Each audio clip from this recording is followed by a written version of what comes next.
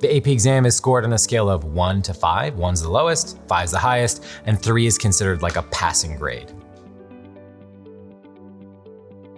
That's kind of a tough one. It depends on the college. Most colleges that give credit will give credit for a 3, 4, or 5. But very prestigious colleges want something more like a 4 or a 5 if they're gonna give you any credit at all. I don't know you. How do I know? What are you gonna take, English, science? Who knows? This is a really good question I actually get from my students all the time, like which specific tests I should take at a given time. You should take the classes that you can handle. Don't take 5 AP classes if you're gonna have a total meltdown and fail everything, right? So focus on the ones that you can do well in so that you get good grades and that you can perform well on the tests. There's just no point in taking AP exams if you're gonna fail. Ooh, that's a good question. The answer is no, you don't have to take the class. In fact, I did it in high school. Once I realized how to kind of game the tests, my senior year, I took the AP Art History exam, but I never took the class. All you have to do is make sure you register in time. Your guidance counselor is normally the person to help you, and then you pay the fee and you can take the test. It's totally up to you. So this is kind of complicated. You can't just go online and register for the AP exam the way you do for the SAT. You have to use your guidance counselor at school to help you get this set up. And my recommendation is always start very early. They keep switching the dates and policies around, so you wanna start earlier in the year so you don't pay late fees or get denied access to the test. Oh, this is a sad question, isn't it? Right? If you get a bad score, you get a 1 on an AP test. The good news is that you can hide the bad test result. So one feature, if you're willing to pay $10 per bad score per score report, you can send your other AP scores and hide that bad score. So it's your own little personal secret, your own little secret 1. And that's good because a 1 is a pretty bad score and it might maybe weigh down the 5 or 4 that you got on another test. So if you're willing to pay the fee, you don't have to send that score report. Of course, if you did badly on all your AP exams, you could just tell no one about it. Don't tell your friends, don't tell your teacher, don't tell me. You can just keep it a secret and never send a score report and no one will know. You control your own AP data. Oh, that's a good question. So taking the language exam, like Spanish language, if you're not fluent. Now, the AP exam is not officially a test of fluency. Fluent people tend to do better, but you should take the exam if you do really well in practice. So if you nail a practice test, let's say a couple of months before the real test, then take the test. Who cares whether your accent's any good or you're not fluent? Some of the language tests require you to record your voice and speak, so that will matter, but that's only part of the test. Some people are really good at the paper part, and that's good enough. So the short answer to that question is, don't worry about whether you're fluent. Worry about whether you do well in practice. Then take the test.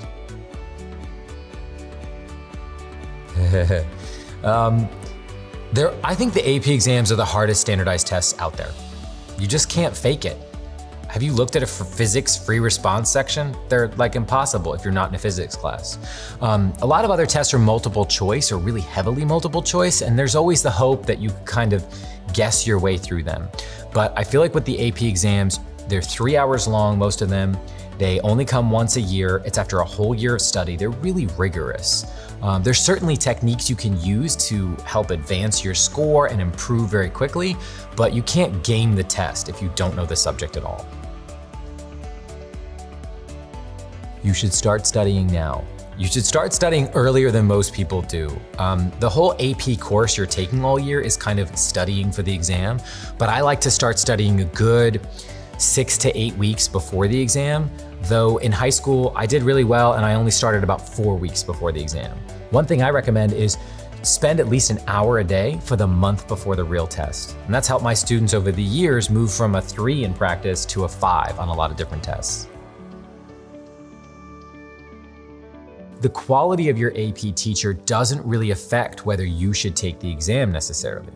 I mean, maybe your teacher isn't particularly interesting or you don't have a good connection with that person, but you can still study on your own and improve. So it almost doesn't matter if you're having a kind of a disagreement with your teacher, you don't really match. Focus on your actual abilities and how much you know. That's a difficult question, how many you should take. you should take as many AP exams as you think you can do well on. If you know you just don't know that foreign language, if you're terrible at physics, don't take the test. I mean, I did this in high school. My senior year of high school, I took 3 AP exams, and one of them was not AP Calculus. I just decided it wasn't a good test for me, and I knew I could do well in the other ones. I got 5s and 4s on everything, and that was a good use of my time. Sometimes people overextend themselves, and by aiming for 6 tests, actually do poorly on all of them. When if they just aimed for 3 tests, they would have done well on those 3. So take full-length practice tests, see how you're performing, and figure out which ones you should take.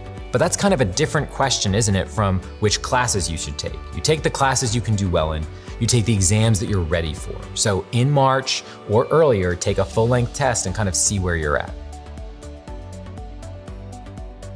So the youngest AP students, there are a few, I think, hanging around in middle school, but really the first course that's offered in the typical curriculum is AP Human Geography.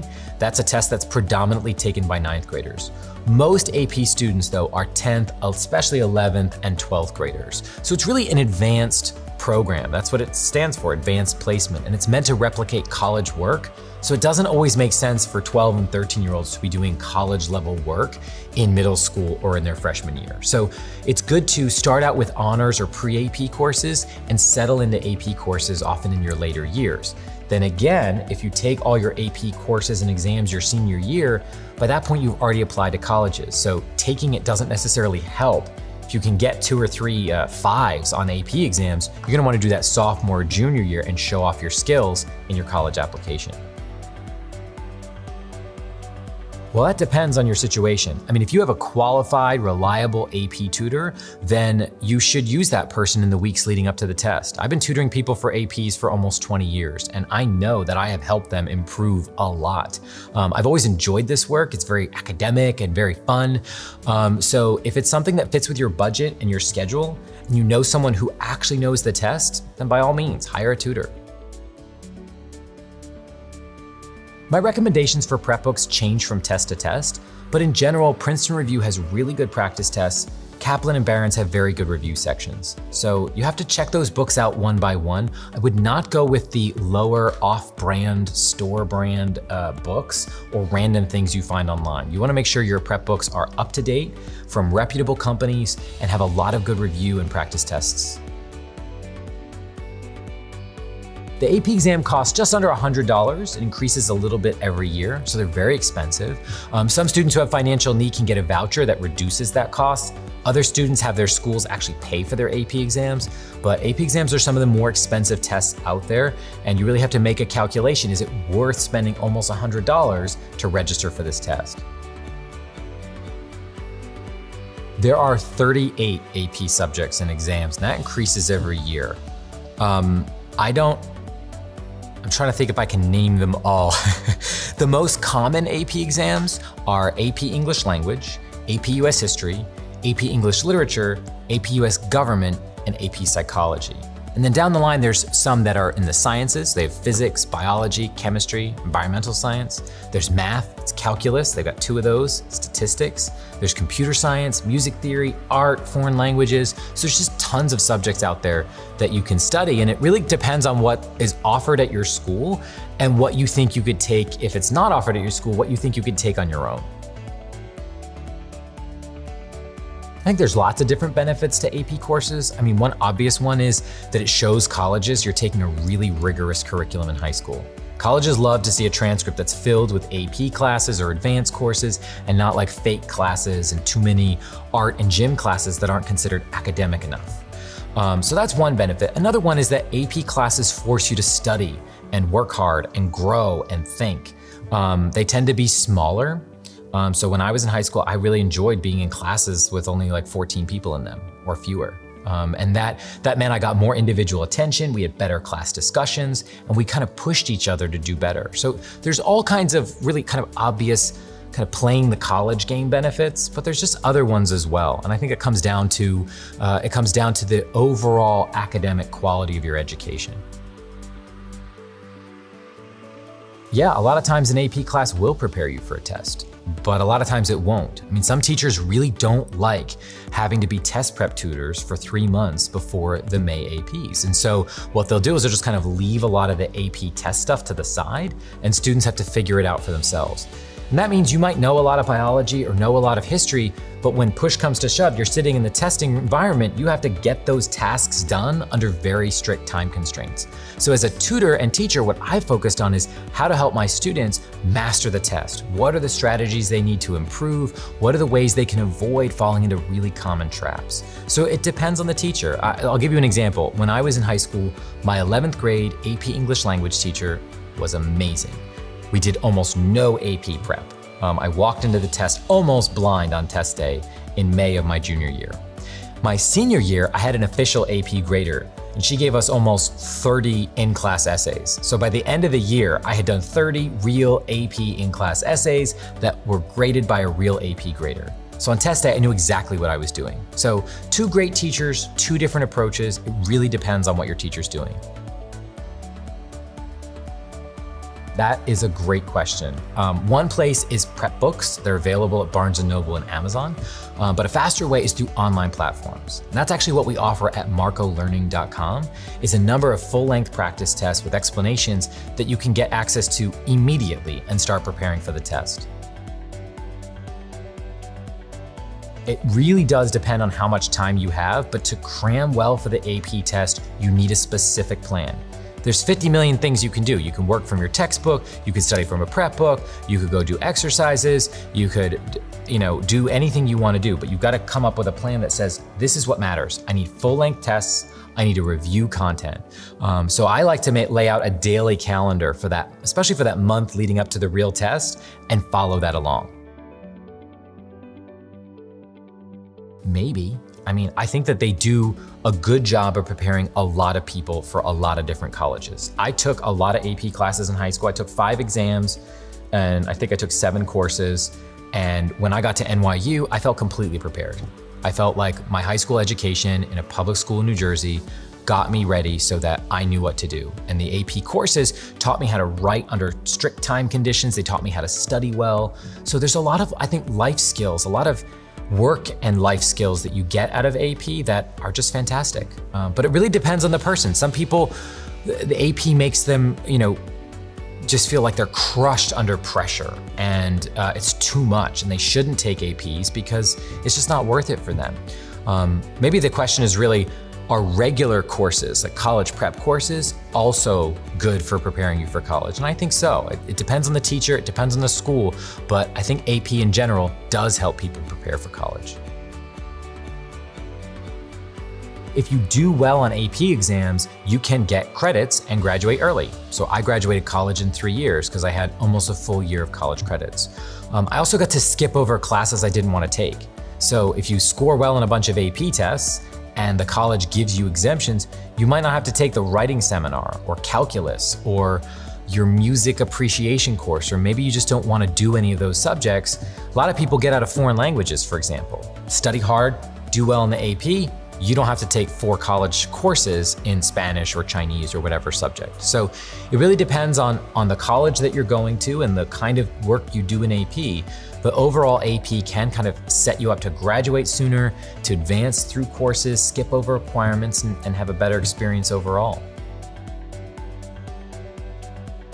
I think my family and I saved, tens of thousands of dollars from, at the time, they were probably about $75 a test.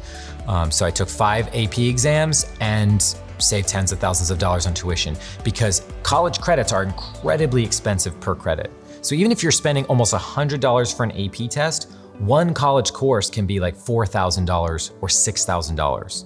And if you get exempted from that course, that's instant savings. And that's why it's worth it, if you can do well on a test, to invest the money, take the test, and see. You never know where you're gonna end up in college and how you can get rid of requirements. There's even some states where their state colleges are required to give you credits. So it's not just a few colleges choosing to give you credits or help you graduate faster. It's actually a law in those states that the $94 you invest on the AP and your high score will get you free credits within the state's college, which is, I think, amazing. Because your AP score doesn't depend on the grade that your teacher gives you.